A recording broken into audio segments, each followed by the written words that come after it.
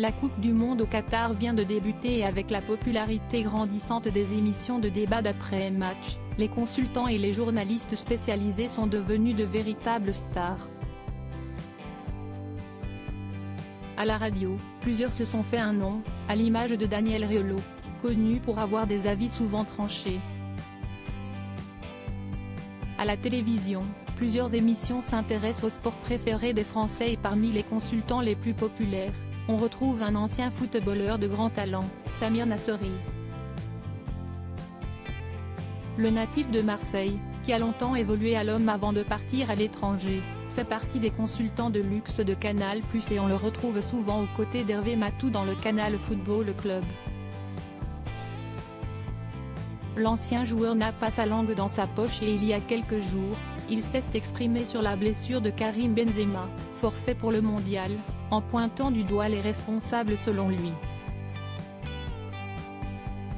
La gestion a été mauvaise avec lui.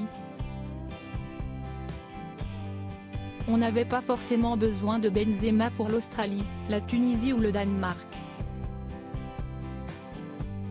Si est un joueur qui te fait franchir un palier, tu en avais besoin pour les matchs à élimination directe donc je trouve ça dommageable.